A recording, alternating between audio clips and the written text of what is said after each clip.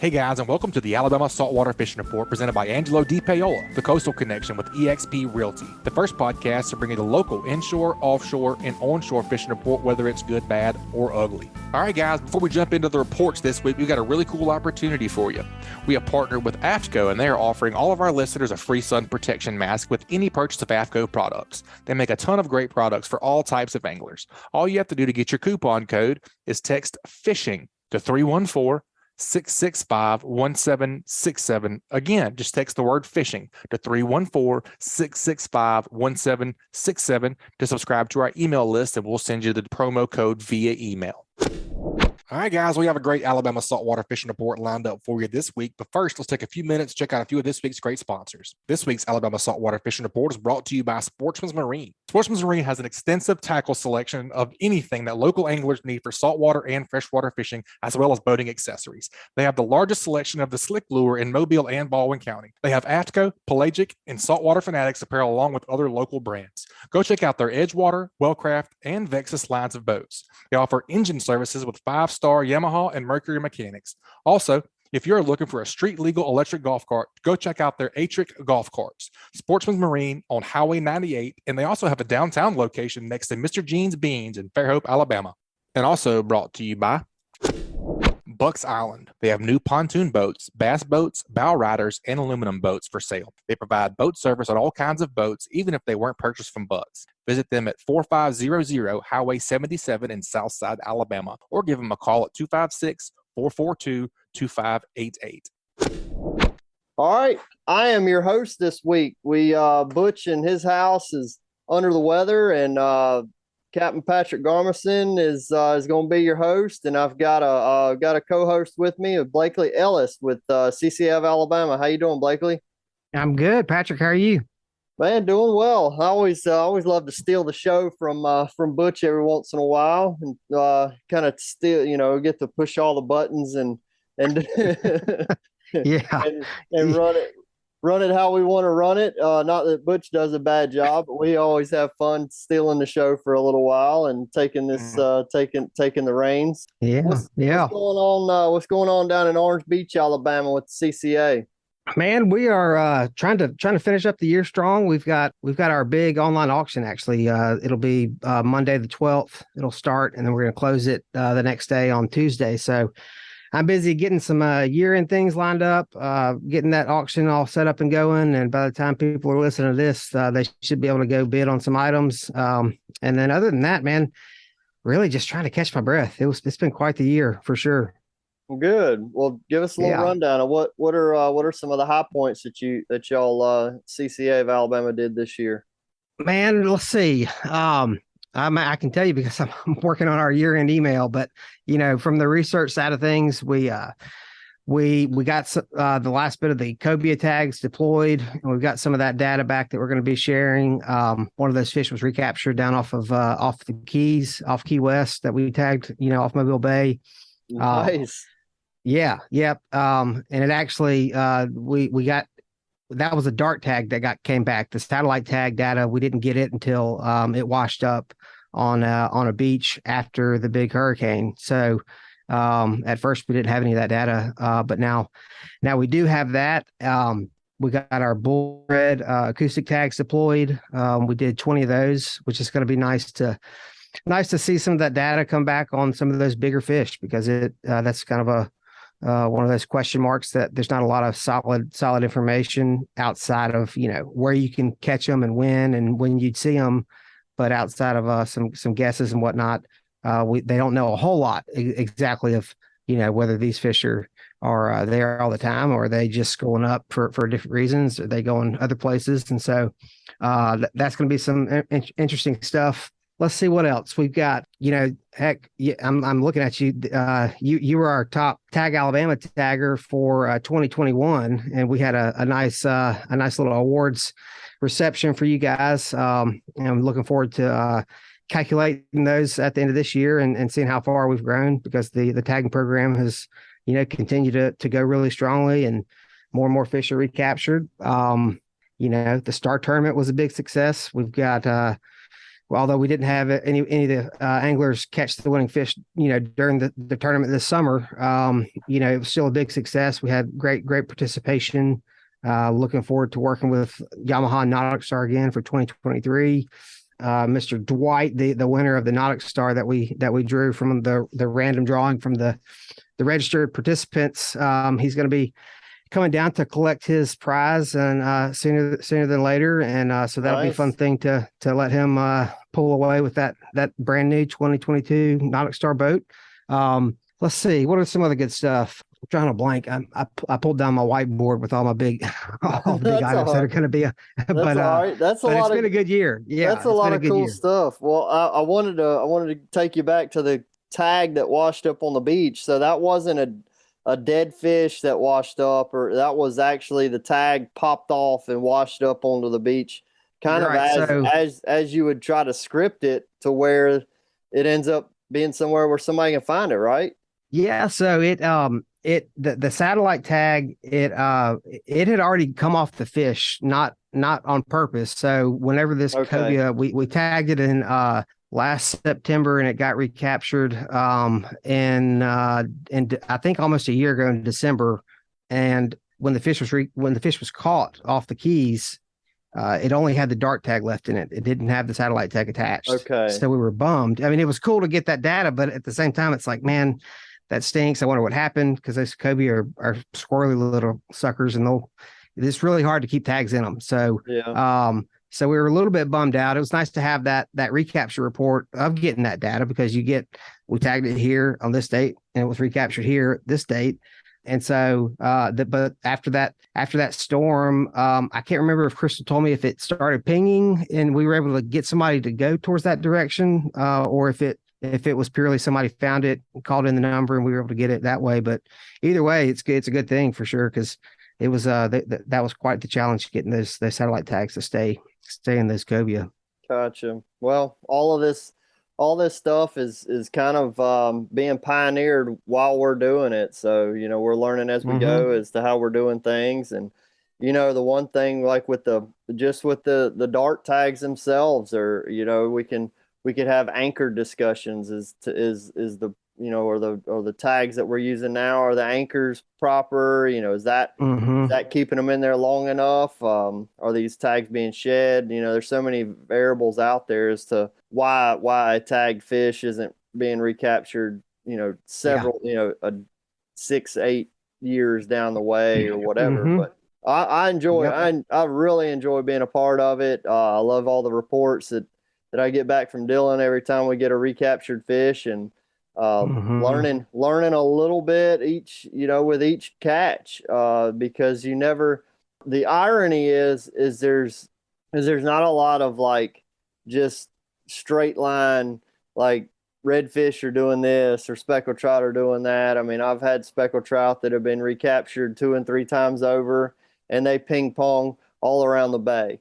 Redfish the same. But then on the flip side, I've had redfish recaptured 3 and 4 times over within probably 50 yards of the original tagging. So it's really cool to see it though. But I'll tell you one thing that I have noticed are the fish that do tend to cover long distances tend to not grow as much as those that are more home bodies. The ones that stay in place seem to grow really quickly. And I guess that's just pure science-based thing where the fish is going to take in X amount of calories, and if it's not swimming a whole bunch, then it's not burning a lot of calories. So sit there and pack on the pounds and grow and fill out pretty quick. Yeah. I mean, it really is neat, and you can go down. We could probably do a 12-month program just talking about all these different things, but it's really neat to try to think about and ponder, like, that fish that is traveling, kind of that oddball one. Is he just have like a loose screw in his head, or is he have some kind of genetic thing saying, go here, do this, because 5 years from now, maybe he's going to be even bigger, or, making that decision why they do it. But You're right though. Every time you think you got them figured out, you just go ahead and put that in the garbage, because there's going to be some that are doing not what you'd think in a million years. And so there's really no other way to get that kind of information. It's pretty unique. That's right. But I tell you what, one thing that it does help to say is that on days when you go out and you really struggle to catch fish, and you're like, man, I was on them yesterday, or I was on them 2 days ago, and all of a sudden it's gone, they're gone, or whatever the case may be. And then when you get some of this tagging data that has no consistency, and you have fish that travel long distances, it's like, well, very good chance they did leave. That's right. And so we're going to be doing the tagging seminars, kicking those off again. If we don't have any between now and the spring boat shows, people can go ahead and circle that mark their calendar for the Mobile Boat Show and the Wharf Boat Show. We'll have the seminars throughout those weekends. And so it's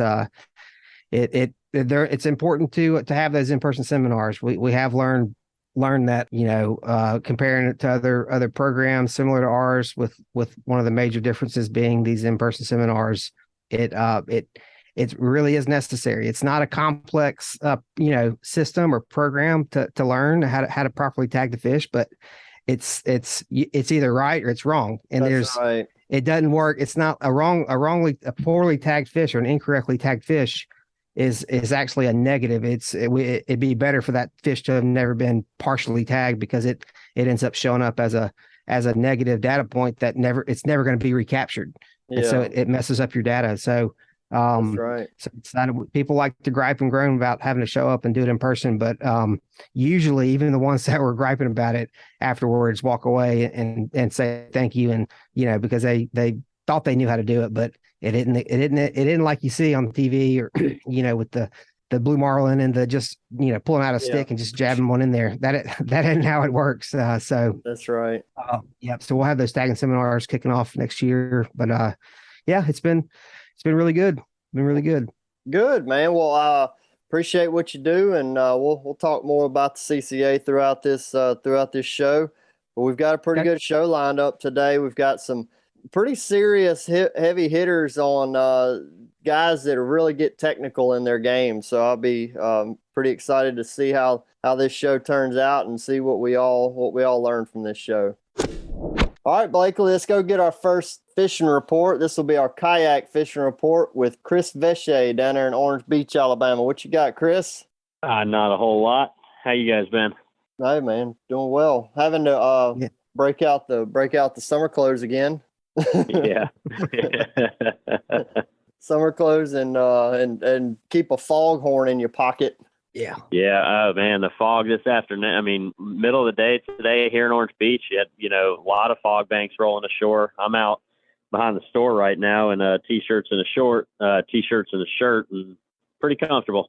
Yep. I know the feeling. Well, Chris, tell us how you're catching some fish, man. We've been in a little bit of a warming trend this week, and actually kind of since about Thanksgiving. So how are you locating your fish? What you catching?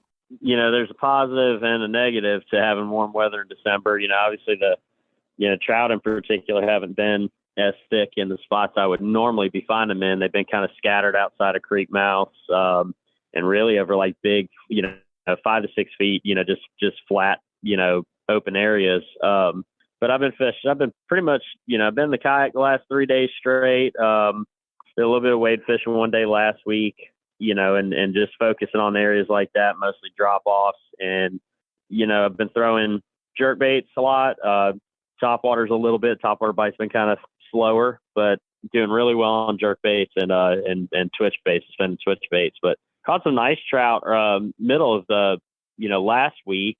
And those fish were up pretty shallow. They were up in like 2, maybe 2.5 feet of water. That was pretty fun. Good sized trout, 23 to 25 inch fish. Not nice. huge numbers, but you're catching quality fish, so that's all that matters. Yeah, definitely. Well, what's making you fish over there? What are your kind of give us a visual as to what you're fishing, and maybe if you had any clues to throw with those fish? Well, normally I'd be going up into the rivers and creeks more. Okay. And the problem is I'm not finding big concentrations of fish up in the rivers. And when I do, it's a lot of small trout. Me and a couple friends on Sunday, we found plenty of speckled trout, but you'd find a bunch of 9 to 12 inchers. And then every now and then you'd hit that, 17 inch or so fish.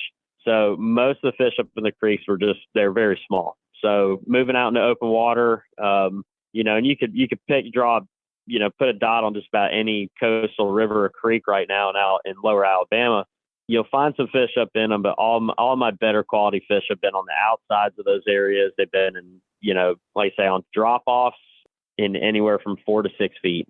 Okay. What's y'all's water quality like right now? Is it pretty beautiful. Clear? Okay. Man, it's clear over here. It's warm. We found water temperatures through the week up to 72 degrees, which we should definitely not be in December. And I think that's what has everything a little scattered. Normally I'd be wanting to chase striped bass right now and going up some of the rivers for striped bass along with catching those trout. And it's just too warm. Most of the action I've had has been the lower parts of the rivers and outside the rivers.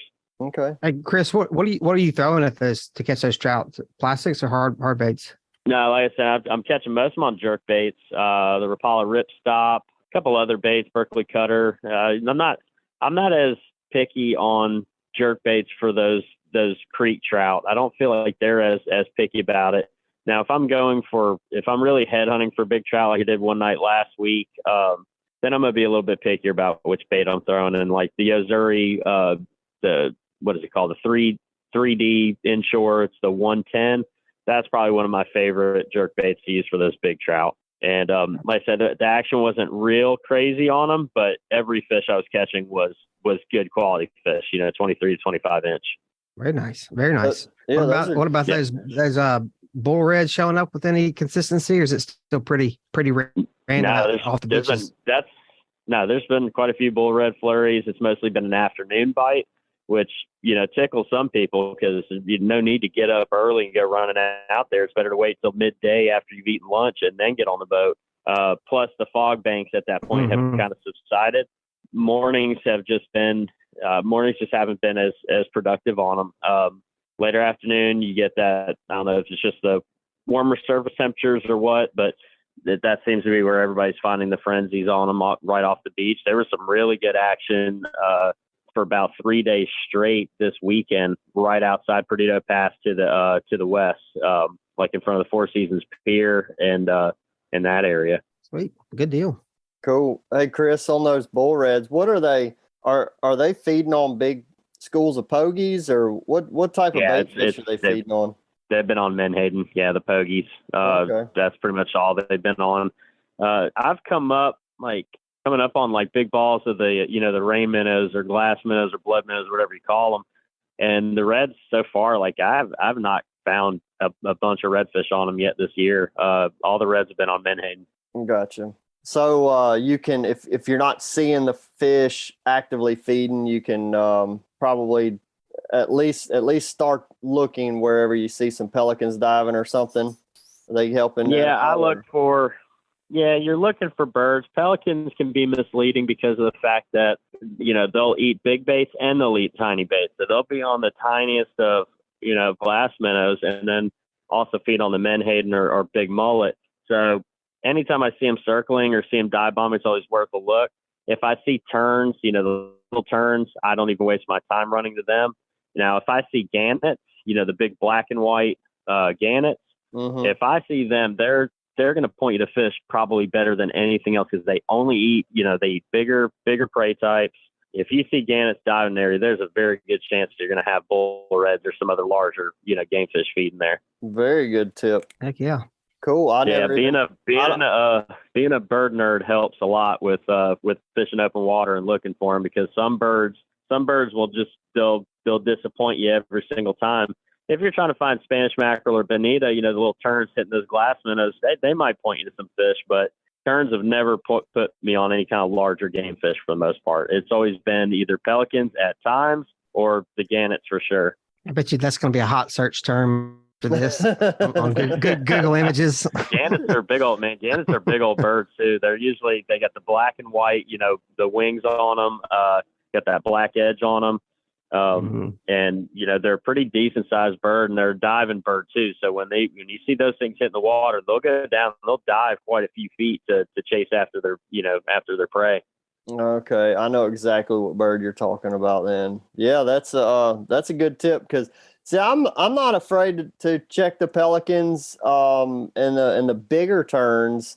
The little terns definitely can steer you astray most of the time. Yeah.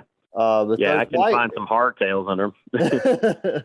Those white, the bigger terns, I've always noticed that if they're flying along and all of a sudden they check up and they sit there and they're hovering and looking down on one particular spot, and then they like dive bomb really quick. And there's a little bit of consistency to where they're doing that. I feel pretty confident about going and fishing and around those guys. And then I like my pelicans. I like my pelicans coming in from 30,000 feet. When they're coming from up high and making that big explosion, that tells me that they're on those bigger pogies and having to go down deep to try to get them. So. Yep, absolutely. But now I'm gonna have to go look for the gannets too. So. I haven't seen, and that's the thing is, like, this season I haven't seen many. But once again, it's I'm in a shirt and t-shorts right now. Gannets you're typically going to find when it gets a little bit cooler. Gotcha. Well, man, that's a really good report, Chris. I appreciate you jumping on with us. If you got any other tips or anything else to add? And the main thing is just right now is watching these weather patterns, and you can go and definitely catch a lot of fish right now. A lot of cover in water, but sheepshead have been red hot. I just haven't been in sheepshead mode. I just have not wanted to go sheepshead fishing, but it's pretty much been just plug throwing and stuff lately for reds and trout. And that's one thing. There are plenty of redfish. Catching redfish has not been an issue. They've been on docks, they've been on flats, they've been pretty much everywhere you can expect them to be. But the trout are the ones I'm hoping we can see a little bit of a drop in temperature and get the trout back into that winter pattern. Yep. I know exactly what you mean. When we had that cold weather before Thanksgiving, they were behaving as I would expect, and then since then it's been a little bit more troublesome.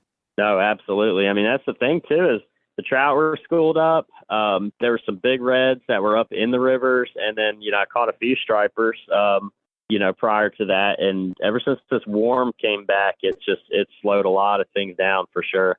Yeah. Well, appreciate the report, Chris. How do people get up with you? You can always come by the shop. We're open 5 a.m. to 9 p.m. I'm here Wednesday through Saturdays. You can always give me or Mark a call or just stop by. We're at 27122 Canal Road in Orange Beach, or call us at 251-981-4245. All right, man. Well, we appreciate you taking time out of your day to share with our listeners. Yes, sir. Thanks for having me, guys. Yes, sir. Yep. All right. See you, Chris.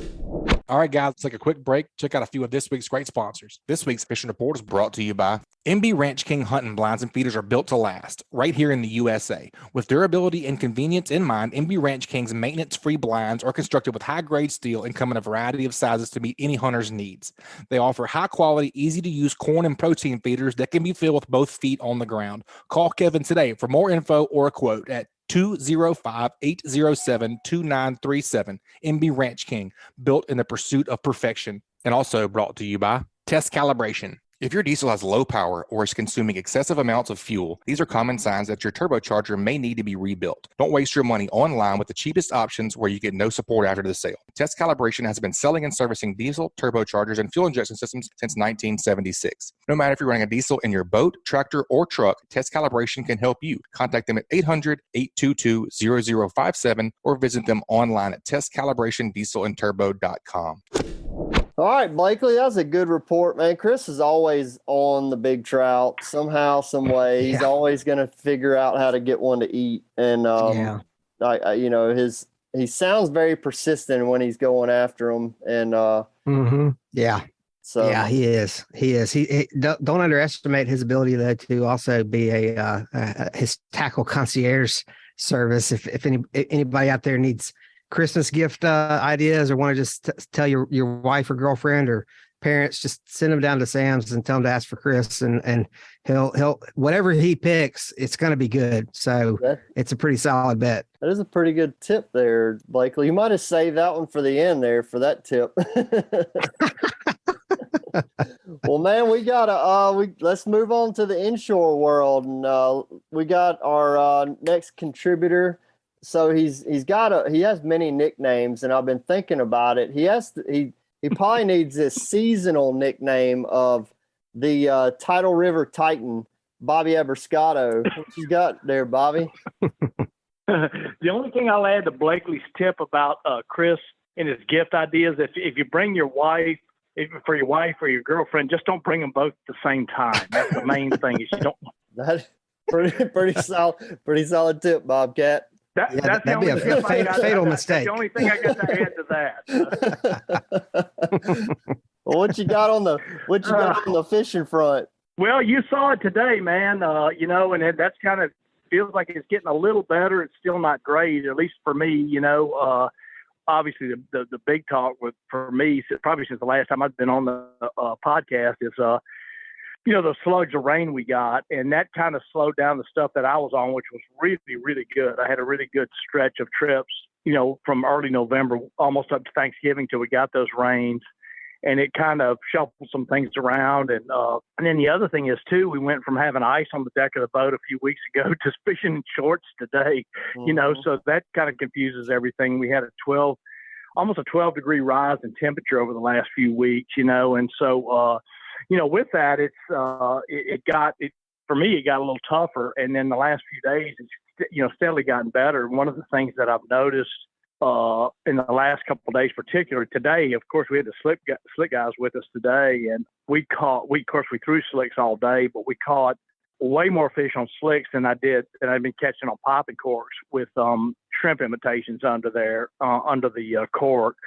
And the quality of the fish went up. And when I cleaned their fish, the fish I'd been cleaning prior to the rain had shrimp in them, and there were no shrimp. These had little pokies and some kind of degraded finfish that I think was either a mullet or pokies. But the whole moral of that whole story is it sounds like these shrimp are getting out of here. So it's going to be, more of a focus on a finfish deal, which I love, and that was a blast fishing with those guys today doing that. And, they came down with the whole spectrum of the new colors that they have. And I'm throwing 90% of the B-cat color, and they're changing every few casts, and it made a big difference. It was really, really kind of cool to see, what they did with some of those different colors. And the other thing that was really interesting to me today, and I think this kind of goes back to that finfish thing, is they were throwing that new Slick Junior under a popping cork with a real light jig head on it. And I was throwing my go-to under a popping cork, which is little voodoo shrimp. And I caught little peanuts trout, and they were catching some nice size trout using that thing under a popping cork. And man, it really, really, I was dying to see how that worked, because they've been talking about what they've been doing with it in Louisiana like that. And it really, really worked well with those guys, So again, I think it's going back to this thing now where it's going to be kind of, especially if we start cold weather, I think it's really going to go more towards that finfish thing, to where, the slick lure, top water lures, when you get in the right conditions and that sort of thing, is going to be what gets the trout in the boat for you. But we cycle through the nip flip, the nip tide flip, and we're getting this incoming water now too. And so some things are going to clear up now that I think that a lot of this fresh water's gotten out of the tidal rivers, and it's going to continue to clear up and improve. And, as you well know, when the bay gets fresh with the water coming down, the fish don't leave those tidal rivers. You may not catch them every time you go there, but they're not going anywhere because they can't survive in the bay. So it's kind of a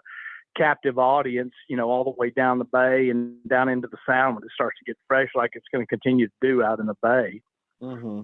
Well, let's see. I got a question. First off, on the colors, you said that the guys were that Greg and Scott were changing colors quite regularly. Did you have any like similarity on colors that were productive for y'all today? The only thing I noticed was that, and this was actually after we talked to you early this morning, was you had caught nice fish on a croaker color, their croaker color, which is to me, I consider kind of a subtle color.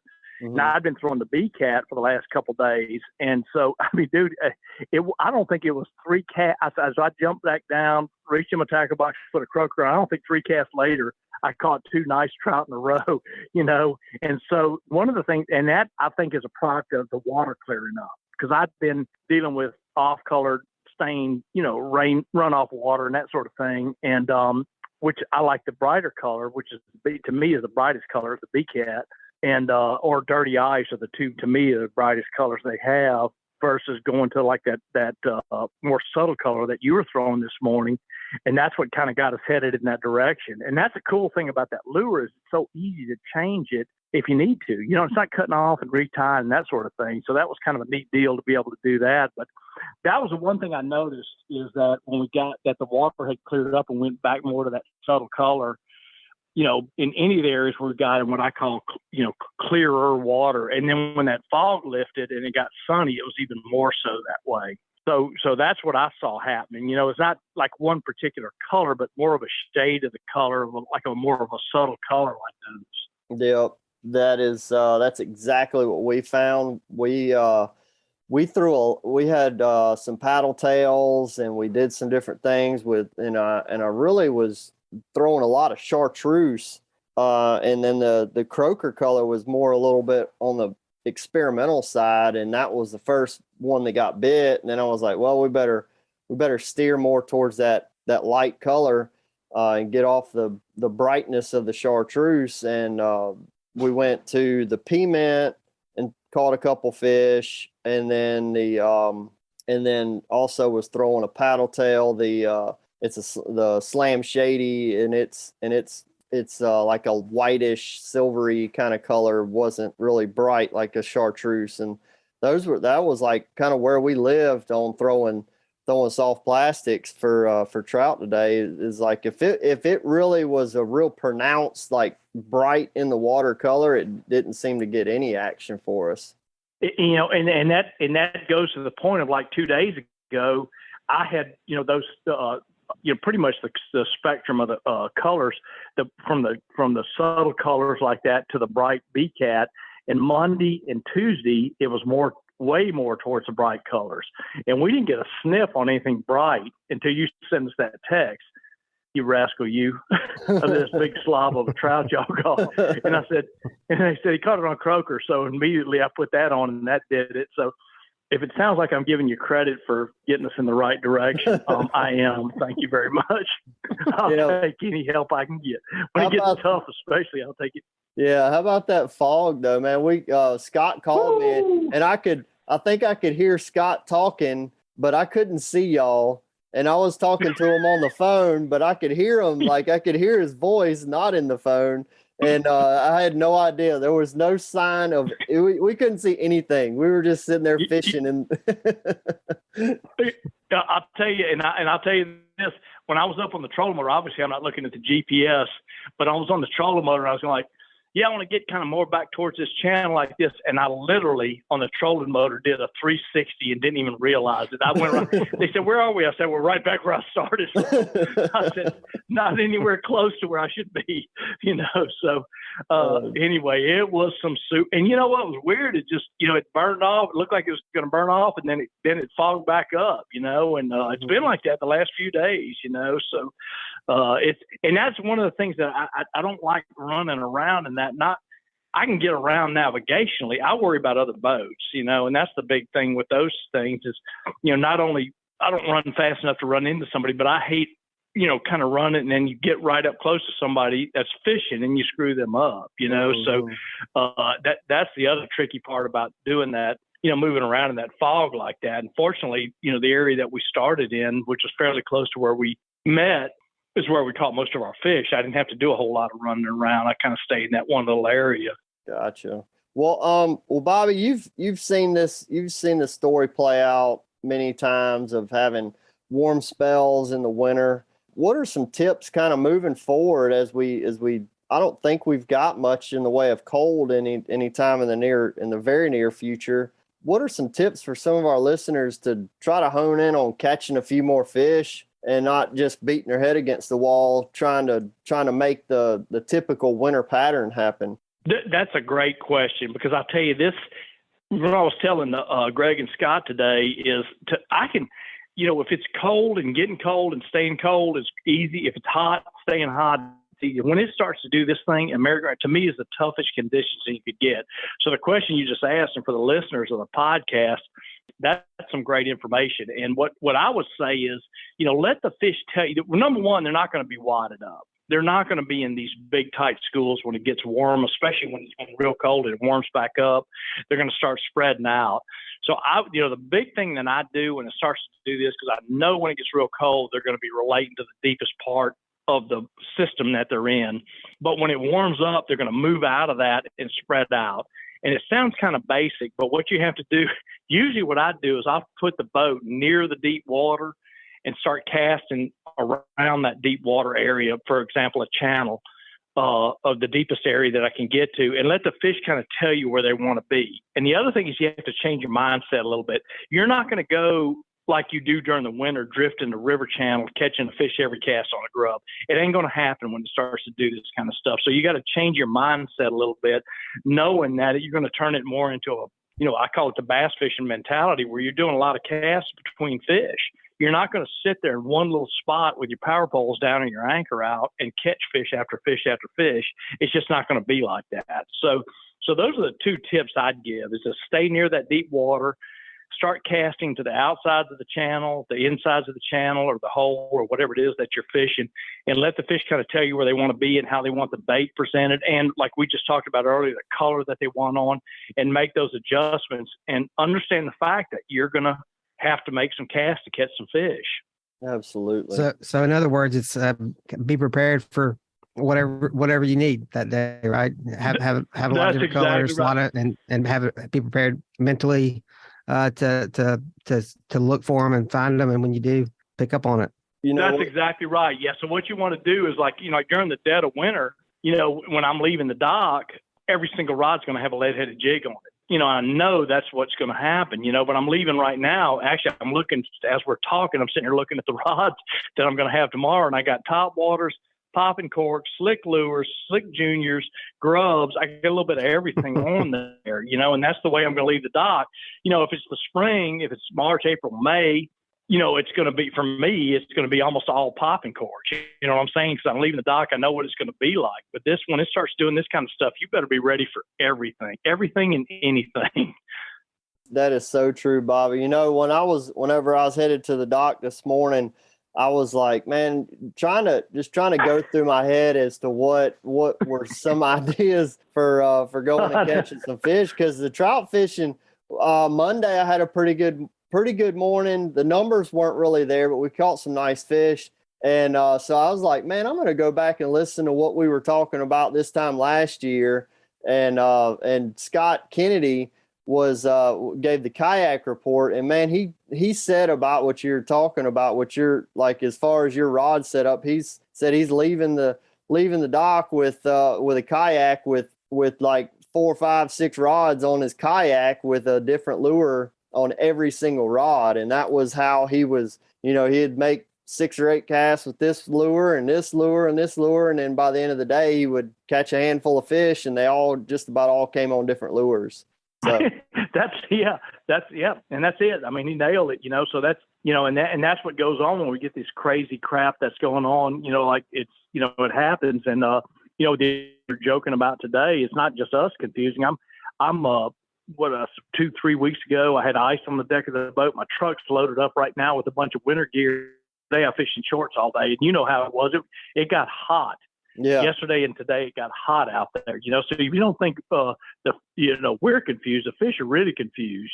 So that's the long answer to your question, which was a great question, because these are very difficult conditions to fish in if you're a trout fisherman. This is the kind of stuff right here that'll put you to the test.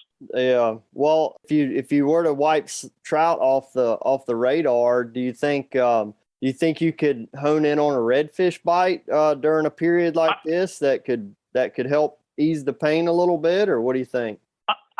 I do. I think that redfish are immune to what we were all just talking about, what we were talking about right there.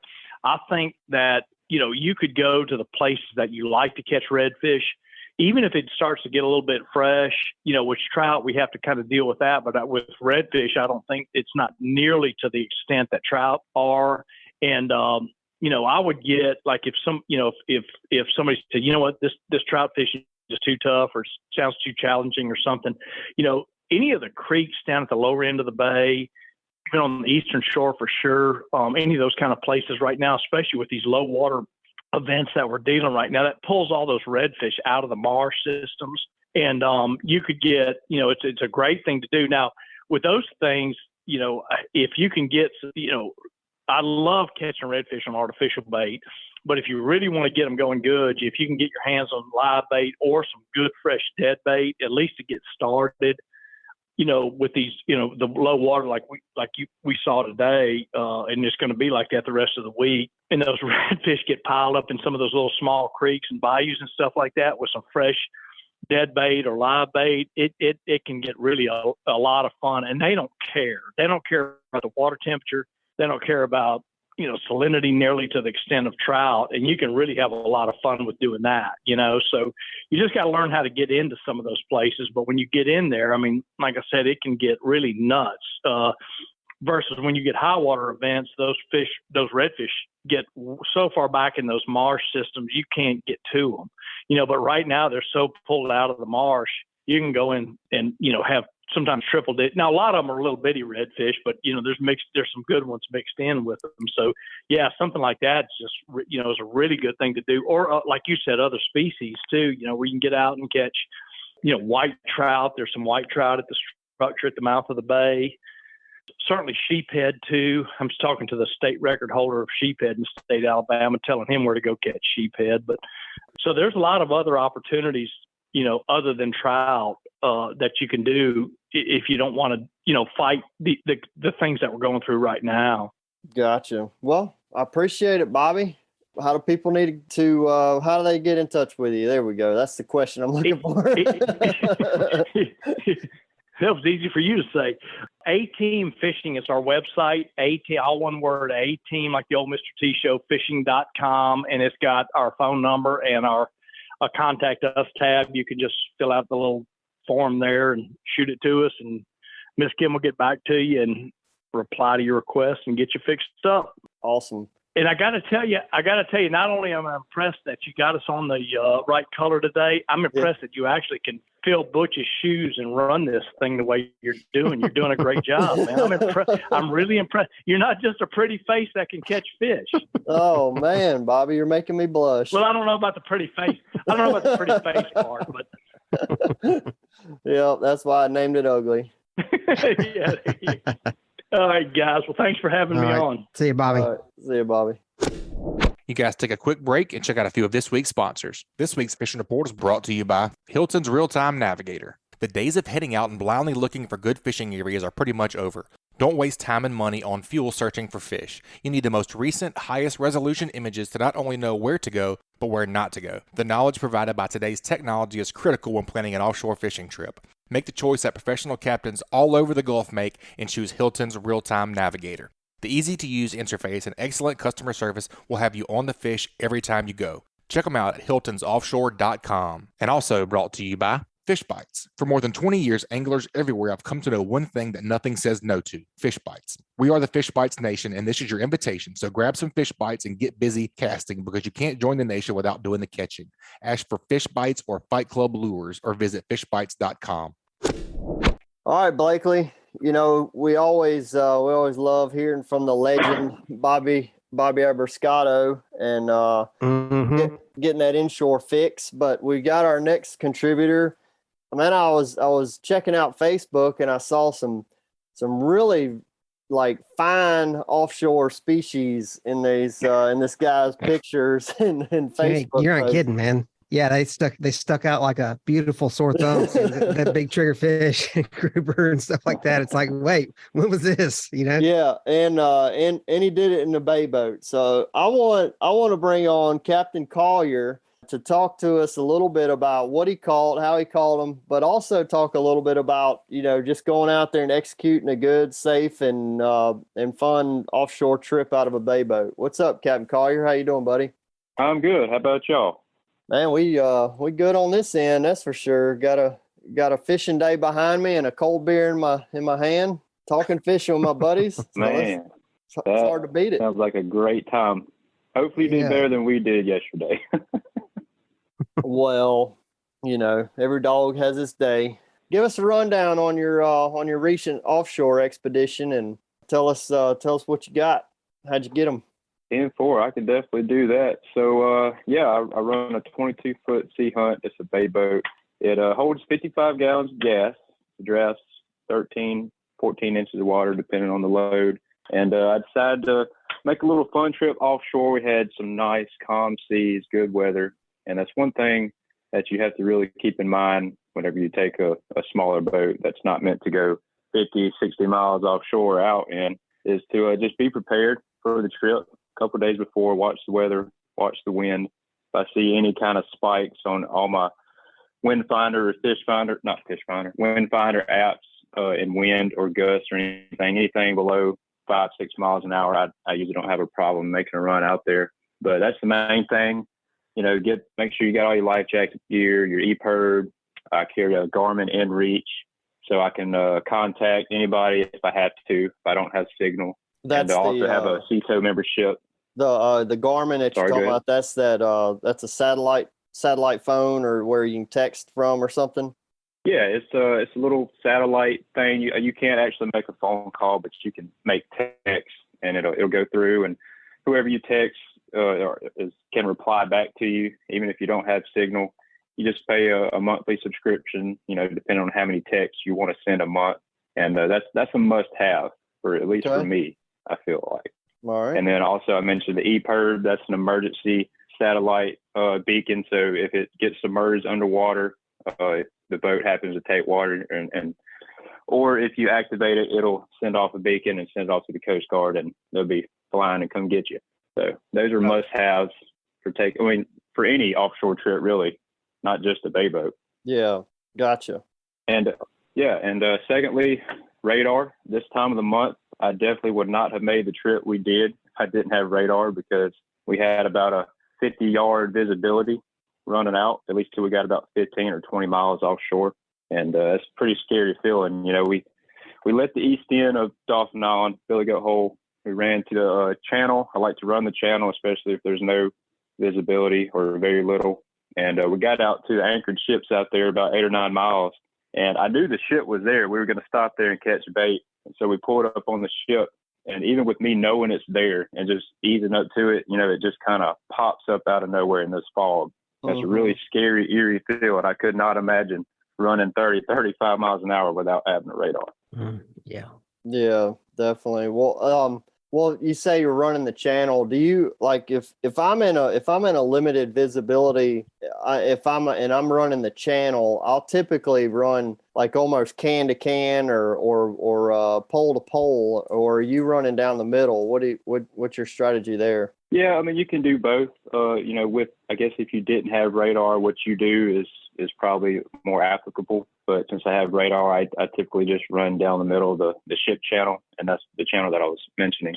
Okay. And you're pretty much good, other than a log or something. It's basically the same as running in the dark. You're kind of just running on luck at that point. But be prepared for the worst and hope for the best. That's right. Well, what about your fish, man? How far out you having to go to find those big giant triggers, and what type of structure you finding them on? Yeah, so after we left the ships, we started dabbling on out there. We probably started about 20 or 30 miles offshore of Dauphin Island. Started hitting some pyramids, some of the super pyramids, the taller structures. And we were just dropping some slow pitch jigs, getting some Almaco jacks, some keeper red snappers. Didn't really catch any big snapper, but it was super fun catching those jacks. Dylan and Matt, they were having a blast out there catching those on really light setups. And then I hit a private spot that I've caught really big triggerfish at before. I do believe it's some kind of steel structure. That's what it seems like. And for some reason, the triggerfish love it. And so I dropped the chicken rig down, which is just a double hook rig with a 6-ounce pyramid weight, and hooked up to my first triggerfish. Actually, the first triggerfish of the day ended up being 8.5 pounds at 22 inches to the God. That is a beast. So, and that wasn't the biggest fish of the day, but at that time it was. And, we were ecstatic, huge fish. When them triggerfish bite, it's like a tap, and then they just pull the rod tip down and he pulled drag for probably 10 seconds before I gained any line off of him. And I was using 40-pound line monofilament. And so we got that fish up in the boat, crazy, partying on the boat and everything. And then Dylan drops down what's called an eye drop jig. I've never seen it before. And he caught a 9-pound triggerfish at 23 inches. So we're just, what is going on here? These are two just PB triggerfish. And and then Twigs didn't actually catch one on that spot. But after we got our triggerfish, we got our snapper limit, we decided to run on out a little bit further because it was just too pretty not to. It's hard not to keep moving and trying different spots when you have beautiful weather. And so we got on out to some natural bottom. And I have Garmin units, and I have what's called Garmin relief shading, the G3 vision charts, and it shows the contours of the natural bottom that we have everywhere between 50 to 65 miles. And so we hit some of the closer structure and started dropping some slow pitch jigs down, caught some more snapper, caught some variety of different species of fish. Dylan caught a big eye, a bank sea bass, and actually caught another triggerfish in 220 foot of water, which was really surprising. Nice, and so we're getting towards the end of the day here, and Swigs is dropping another slow pitch jig down, which is a Johnny Jigs 200-gram flatty, and he hooks up to what we thought was a snapper at first, a snapper or a jack. Pulled drag for probably 10 or 15 seconds before he even gained any line off of it. And this fish started coming up about halfway through the fight, gave up, and all we seen was a white mouth coming up. The water was super clear, and he just yelled sow, big sow. And I'm thinking, okay, he's got a big red snapper. I'm in the back of the boat, and then I hear gag. I'm like, what? Gag grouper? And big old gag grouper, man, 35 pounds. I think it was 42 inches, comes up, and it was just crazy. I've never had a grouper that big on my boat. Being a bay boat, don't get days like that very often where we can go out there and catch a lemon snapper, triggerfish, and, top the day off with a 35-pound gag grouper. It was a great day out there for sure. Man, that is awesome. Brandon, I got two questions. One, what was the fuel gauge at when y'all hit that last spot? And then the second, what bait did you catch your trigger on? Because you were using bait, right? They were using jigs. Yes, sir. So I'll start with the bait question first. I like to use squid, and when I'm targeting the bigger triggerfish, I like to use bigger pieces to try and weed out the smaller triggerfish. The small ones will come up and you nibble at it, but usually the hosses on the spot will come over and grab the bigger piece. And so I just throw a whole squid head on. Some people think it's really big, but when you see the mouths of big triggerfish, like 8.5, 9 pounds, they have no problem, 2-3 bites and they're on the hook. So you was big balling. You was like, that's what I'm dropping down here for, is for 8-pound triggerfish, huh? Yeah, man. I mean, I know it was there. And I like it, man. With the limits that we have on them, you can only keep one per person, and so I'm making it count. There you go. I like quality it. over quantity. I like your style, my friend. Yeah. And so about the fuel, I like to bring a little extra fuel when there may be a case where I may want to run out further, like we did Monday. And so I brought 10 extra gallons, which we didn't even need at all. After the day was said and done, I think we went 120 miles round trip and we burnt 37 gallons. Oh, nice. Very cool. Man. So, I mean, that's one of the pros of taking a bay boat that far offshore, is you're not going to burn near the gas that you would, in an offshore boat. Very neat. Very cool. That's right. Good stuff. So outside of the one that you caught on squid, it sounded like most everything else y'all caught on jigs, right? Yeah, they were definitely chewing on artificials. Man, jigs. that's I don't know. Have you ever awesome. tried slow pitch jigging, Patrick? Just one time with Jacob Chandler. We went out on his boat and we caught some I don't remember what we caught. Didn't catch a whole lot on them, but we did catch a few fish on them. Caught some snapper, I believe. But it's very limited to what I've actually done with the slow pitch jigging. I guess I'm gonna have to buy more equipment. Yeah, that's what I was gonna say. I would definitely highly recommend trying it out, but you will get addicted and you will spend some money because it's very expensive. But it works. And it's more fun. You can just base the whole day going out there and just jigging, and you don't have to worry about dead bait. Don't have to worry about live bait. I mentioned earlier we stopped at the ships and probably caught 15 sardines, and I think I used maybe 2. We jigged the rest of the day and just had nonstop action, hitting artificial structures and then natural bottom. Fish were there. That's awesome. Well, y'all see anything else? As far as y'all see any pelagics out there or anything like that, or everything was y'all stayed on the reef fishing?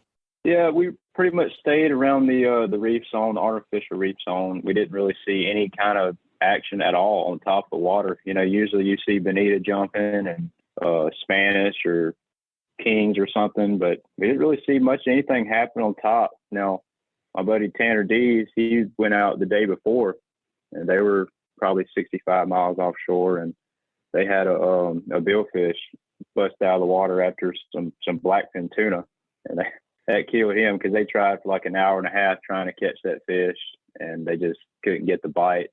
They caught a few grouper as well, doing the same technique we were doing, slow pitch jigging on the bottom. And it's just a really fun way to catch some fish. By the way, that he used Swigs, who caught the grouper, used 15-pound braid to catch that fish. Oh, no way! Wow. Oh yeah. That was his plan. Was I'm gonna lace this reel up for slow pitch jigging in the Gulf with 15-pound braid. Well, so once you dabble into slow pitch jigging, you start to find that the lighter braid is more effective. For a couple reasons. One, it cuts through the water. So whenever you're slow pitch jigging, you want to be up and down. You don't want to have any kind of scope or curvature in your line. Typically we're dropping anywhere from 200 to up to 1,000 foot of water. And, once you get that deep, and if the current is running any more than 1 knot, is that you're going to have a scope in your line and your jig's just not going to be working properly. So the smaller diameter braid helps with the scope in your line, and it also helps with being able to put more yards on the spool as well. Man, that's a good tip. I never would have thought about that. Like thinking big fish, you gotta have all that line strength to be able to get them out of the wreck and all of that stuff. So yeah, it's just that's crazy to think about. I don't know if you've ever tried to break 15-pound braid with your hands, but it's really hard. It's strong stuff. Yeah, it'd be a bloody mess. cut right through your skin to your bones. Yeah, that's right. Well, cool, man. Well, and that's a pretty solid report. And the reason I like it was intriguing to me that y'all had a lot of success. And I know a lot of our listeners go out in bay boats.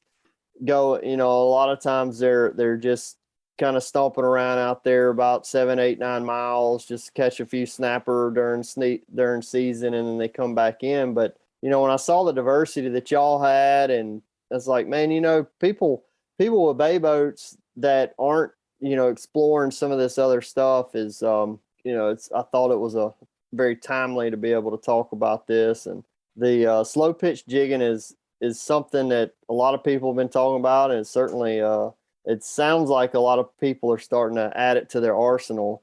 I do have one more question on the you mentioned Dylan had a particular jig that he was throwing. Just walk me through, like, when you're buying, if you're gonna buy like a bunch of slow pitch jigs, do you need to have a bunch of different like weight sizes or length sizes or color patterns, or what would be kind of a beginner's course, like a starter pack? Getting it. Yeah. Where would you start? Yeah, so as far as the gear, I mean, any kind of conventional lightweight reel with up to, you want, anywhere from 17 to 20 pounds of drag is good. No particular brands. I myself use a Sigler SGN and an Accurate Valiant 300. That's the setups that I have, but there's just copious amounts of setups that you could use. And I use what's called a Goofish slow pitch rod. I'm actually sponsored by them, and they're super strong, lightweight rods. And the slow pitch rods have different levels of the weight of the jig that you can throw for it to work properly. So they've got P1, 2, 3, 4.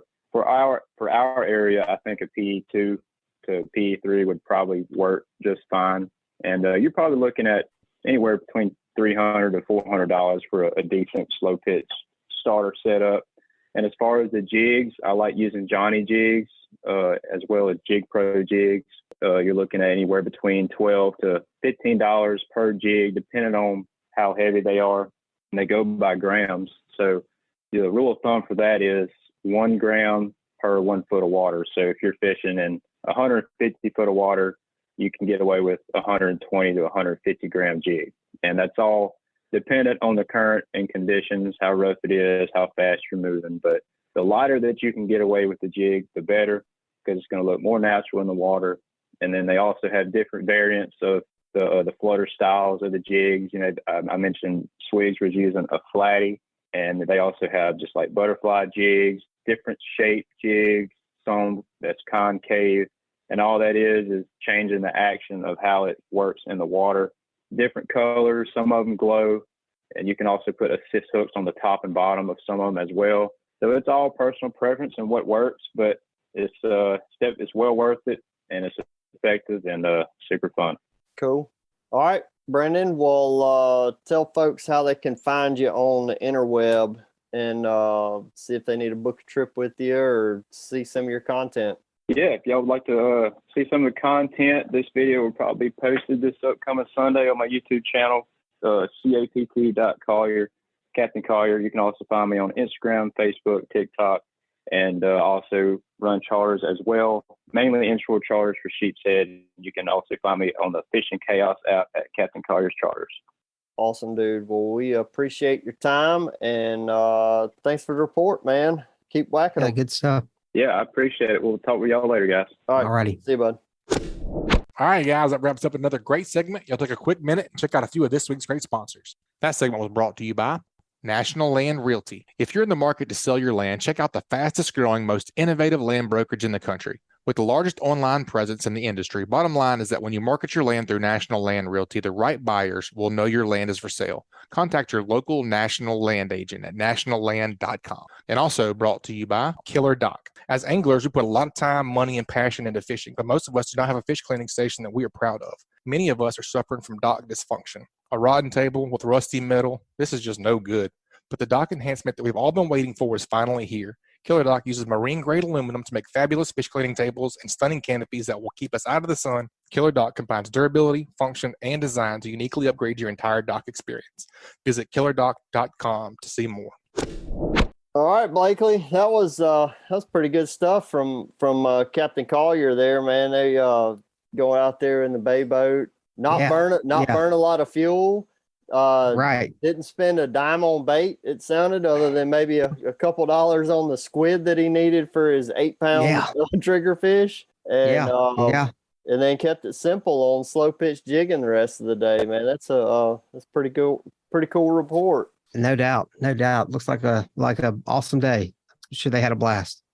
Man, so what's up with CCA? What do y'all have coming up?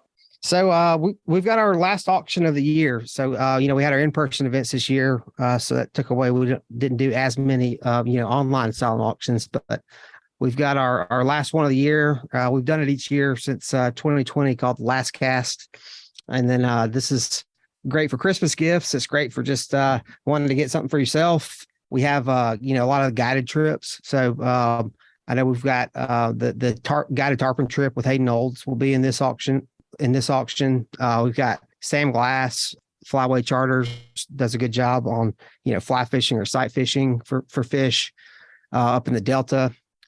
We've got Josh Tidmore, Lighthouse Fishing, one of our big taggers. Actually, all of these people I'm listing are part of the tagging program. And then we're going to have your gift certificate for Captain Patric's auction item. All and right. Then Captain Taylor under Ugly Fishing is donated a 4-hour inshore trip as well. So we've got 1, 2, 3, 4, 5. We've got five trips to auction off. Then we've got tons of great gear. We've been doing really well with the Daiwa products, the Daiwa reels. Yeah, everybody raves about them. Well, I know. And I can rave on them because I picked up a couple of those Daiwa MQs, the BG MQs. That's what I got. The 6,000 and the 10,000, and those are legit bull red and jack reels. The drag super smooth and just have all the torque they need to be able to actually be able to fight the fish a little bit with the reel, and you don't have to do it all by the rod. And those are a highly recommended reel. Yeah, those MQs are nice. By default, I have to learn probably more than I would normally, but I've really had to learn is the differences between these different reels, and talking to the manufacturers and the guides, the tackle shops, talking to Chris, because I've got to figure out, what's the difference between a BG reel and the Daiwa BG MQ, and why is it more money, and is it worth it? Will people pay more for that? What are the features and stuff? And it's been really neat to work through that, and then get the firsthand feedback from guys like you and Captain Richard on what they're liking, what they think about things. And the Daiwa reels have been just a huge hit for us. So this silent auction, I'm going to be featuring a ton of them. I've got the BG MQ 2500, 3000, 8000, and 10,000 series. A couple of those are going to be pre-spooled with some Daiwa braid already. And then your regular BG reels, I've got the same 2500, 3000, 6500, some of the Saltus 2500, 3000s. We're going to have boger grips, the 30-pound and 15-pound boger grips, a lot of Sims gear. I sent you a picture of some of those bags. And, we've got really, it's a lot of the stuff that sometimes I ordered. Honestly, some of the stuff back in 2021 has been back ordered for so long. A lot of it's finally showed up. Nice, yeah. Well, so that ought to be that'll be a bang up auction, man. Because that is, when you start talking about fishing brands and stuff that is worth buying, Daiwa has really stepped up their game and into the saltwater world and really providing a great product for us. Sims has always provided just top-notch products. So when you start, and then boga grip, I mean, that's the best scale that you can have on your boat. I mean, I treat mine like absolute dog crap, and you pick it up, you weigh a fish, and it says 6.5 pounds, and you take it to the scale, it's going to weigh 6.5 pounds on the scale. It is, those things are damn up and worth every penny. Not only as just a fish, not only just to hold the fish, and sometimes just to be able to hold it to where, then I can hand it to a customer or whatever. But the accuracy of the scale is just unbelievable. So worth every penny. They're Alabama company too. It's I think $25 you can send it off, and the IGFA will certify it each year. So it's so it'd be certified, but I'm with you. I abuse the ones that I have, and embarrassingly bad. I mean, and they just work. And compared to we work in the conservation world, and some of the lip gripper tools out there, some of those things are just atrocious. What the fish looks like it's going through. I mean, I ain't saying they got feelings or anything, but man, it looked like a pretty rough experience for some of those other ones. Technically, yes, that is a fish lip gripper or fish handling device, but I can tell you by the look on it, it didn't do it any favors. I can tell you that. That's right.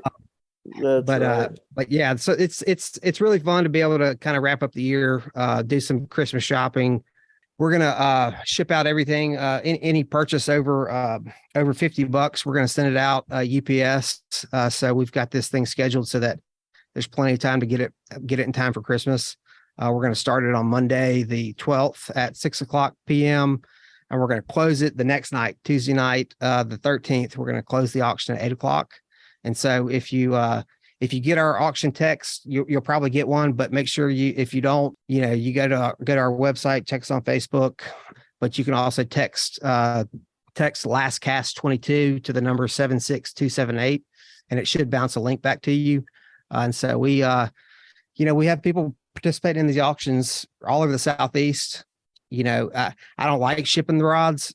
I've only had one rod that I shipped out that got broken. A guy bought one up in Nashville, but we've got lots of great TFO rods, the full size ones, surf rods, inshore, offshore, tons of fly rods. A lot of those were on back order for a long time. I've got some of those, the toadfish products, their tumblers and non-tipping things. We've got a little bit of everything. And so it's, I promise you, check it out. There'll be some good deals to be had, some good trips, and it's going to be a good way to kind of wrap up the year. Good deal. And what's another way that people can, if they find that all the items they're interested in auctioning or purchasing or not, maybe in their price range or whatever, what's another way that people can support the CCA of Alabama? It honestly, I tell people quite often, the easiest way, the saltwater fishing license plate that's got our logo on the bottom, the mahi, redfish, and the tarpon on it. Those cost $50 extra over your regular registration fees, and we get $43 of that $50 comes straight to us. And so it's something that it's a no-brainer if you wanted to support us through that way. It's a good-looking tag. It's a popular tag, and we are very thankful for everybody that out there that does support us, whether it's with our events, whether it's making donations to us with our products, or purchasing that license plate, because all of that money it stays right here in Alabama. The only money that leaves to go to our national headquarters is the $35 membership fee. Everything else that we raise, it stays here in Alabama, and we decide what to support and how to support and where those funds get spent. And so we're only as good as everybody out there supporting us. That's awesome. Yeah, because we do a lot. I mean, there's a lot of stuff that CCA's behind the scenes got their finger on the pulse on, and the flounder and the hatchery and all that stuff. So we really appreciate what you do, Blakeley. And let's see, man. I mean, give our listeners one more time how we need to get onto that auction. And so you can text last cast 22 to the number 76278, and that should bounce a link back to you where you can go directly to the page. It's pretty easy to sign up. The software we use is really easy and simple. We'll also have the links on our website, ccaalabama.org, Facebook, and all that good stuff. And I'm sure we'll get Butch and them to post it up on Facebook as well. But you should be able to find it. If you can't, reach out to us and we'll make sure you get set up. Appreciate you. Yes, sir. Thank you, man. Now, we got to do the final part of the show. We got to do what did you learn? Okay. Well, I what did I learn? I learned which birds to look for and which ones to look on past. And Chris's advice there on the gannets, that was the one he said, right? That's it. Yep. Yeah. That was his bird. That was his bird of choice for this time of the year. Yeah. And I did exactly like I pulled it up and Googled it myself to make sure. And it's a big one. It sounds like that one shouldn't be hard to spot, but that was pretty interesting stuff. Yeah, that one. So I had a couple of notes. That one, and then Bobby was talking about going with numerous lure types right now. And that is so out of character of Bobby. Like he really, and it's because of his experience. He's been through all these seasons so many times that if Bobby leaves the dock with 6 rod or 10 or 12 rods, however many he's got, and they're all tied up with popping corks and voodoo shrimp, you better bet your butt that that the speckled trout are eating shrimp that time of the year. But Right. but when he's diversifying and having to go into the tackle box and have a bunch of different lures, that's definitely something that you need to be thinking about on your next trip out, especially while we're dealing with this warmer weather. But then the one thing that stuck out to me with Captain Collier was going to that 15-pound braid. You know, every time I think about going offshore or going out into deep water or near reefs and stuff like that, you know, my thought is always going like bigger line, bigger, you know, everything is bigger, stronger, heavier to be able to address the fish that you're going to run across. And here, you know, going to 15-pound braid. And the reason for it is the presentation. And so often, in my opinion, we as fishermen, we think too much about how we're going to catch the fish versus how are we actually going to fool that fish into biting. And that's the critical point right there, is because he's decided that the scope or reducing the scope and having that more vertical approach on those slow pitch jigs is more important than like the actual physical strength of the rod, the line, all of that involved. So presentation is key there. So reducing your line size to be able to cut through the line and not be as affected by the current was real critical to him. So I thought that was a fantastic tip and something people should definitely consider on their next outing. Yeah, no, that slow pitch, I have not done it myself, but I've got some good friends that do it. Bill Falconer, he builds fishing rods, and actually bought the Angler's Resource, the Fiji Guide distributor, and I knew him before he owned the company, but he was on this slow pitch jigging stuff years ago, and everybody that I talked to that he builds rods for gets addicted to it, and it seems like it's just a matter of time before some of us come around to it, because it sounds like so much fun. They say that's like all you want to do once you start doing it. You know, kind of like maybe the way, you know, topwater guys are like, that's all I throw is topwater. That's all I want. You know, I want to blow up. So I'm looking forward to maybe trying it out myself. Yeah, well, I'm with you on there. But that's what's so cool about the fishery that we have around here, is we have so many different opportunities, different things to be able to do and try. And like you said, if you wanted to have trout as your main target and topwater fishing, you know, you could have your specific topwater rod, your topwater lures, and, you know, and kind of hone out what time of the year that you're going to do that. And then you could do your slow pitch jigging and stuff this time of the year, and maybe, I guess, further into the spring and all. But yeah, man, that's what I love about this area. I mean, I feel like I would get bored if I were just targeting one particular fish. Like today, instance, we did some trout fishing, and then I had some live shrimp. And once the fog lifted, we went out and started fishing some structure around out in the bay, and we got on some sheephead and drum and redfish and some more trout out in the bay. And it's that's the kind of stuff that I really like to do.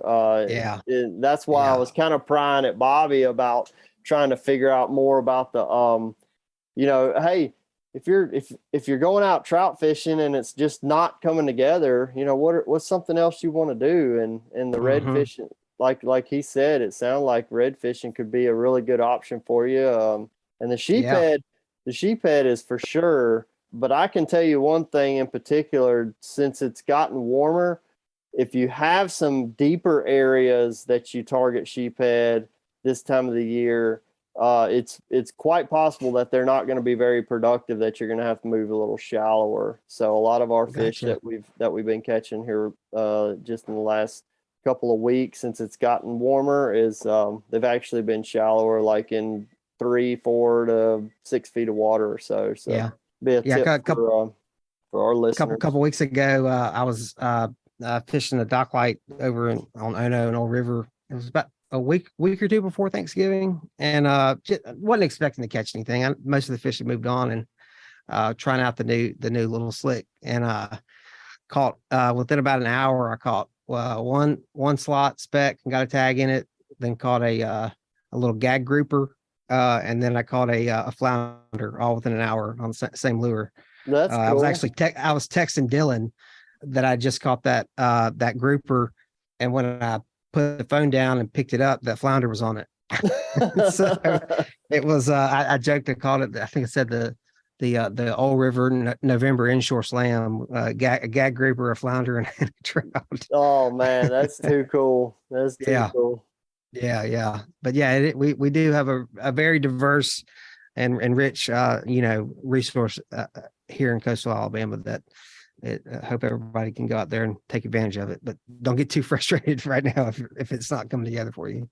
Yeah, man, no doubt. Well, Blakeley, I really appreciate you being a part of this week's show. Yeah, you bet, bud. I appreciate the opportunity and everything you do and Butch does and all the supporters. It's always such a nice treat to come on here, and also it's always a lot of fun hearing from folks who listen to the podcast and come support our events and our auctions and stuff. I don't even have to ask them. They usually come. First thing they say is, "Hey, I heard you on the podcast," and it's really, really nice. And it's great to get that kind of feedback. So always a treat.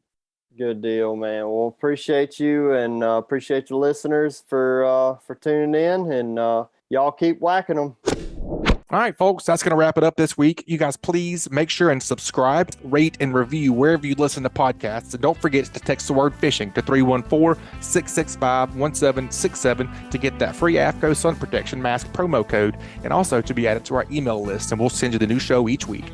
You guys keep whacking them. Be safe out there.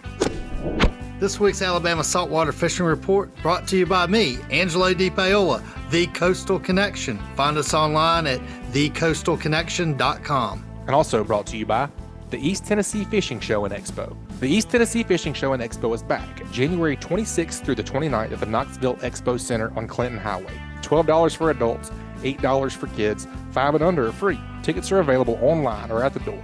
There's also free parking. Learn more at easttennesseefishingshow.com. Also brought to you by Foster Contracting, Fortified Roofing Pros. Did you know you could save up to 40% on your homeowner's insurance with a fortified roof? Learn more at fortifiedroofingpros.com or call them at 251-973-9999. And also brought to you by Admiral Shellfish. Admiral oysters are available by the dozen at Bon Secour Fisheries, Inc. in Bon Secour, Alabama. From a simple, nutrient-dense appetizer at home or a shucking party with friends, Admiral oysters will steal the show. Follow their adventures on Instagram at Admiral Shellfish Co. And also by Photonus Defense, simply the best in-class night vision systems ever built. Contact them at photonusdefense.com to learn more. Photonus Defense, masters of darkness. And also by Richardoni Family Dentistry. You're going to need a good dentist, so you may as well make an appointment with fellow angler Josh Richardoni. He provides services for all ages and accepts most dental insurances. Call today to book an appointment at 251-342-6672. And also brought to you by L&M Marine. L&M Marine has something for everyone, from small hunting boats, pontoons, as well as bigger bay hybrid boats for the hardcore angler. Go visit them at 34600 Highway 59 in Stapleton, Alabama, or call 251-937-1380. And also brought to you by United Bank. United Bank supports our farmers with financial products and services designed specifically for agribusiness. All loans subject to credit approval, equal housing opportunity lender, member FDIC. And also brought to you by Mallard Bay Outdoors. Book your next guided hunting or fishing trip with thoroughly vetted guides or charters, built by sportsmen for sportsmen. MallardBay.com.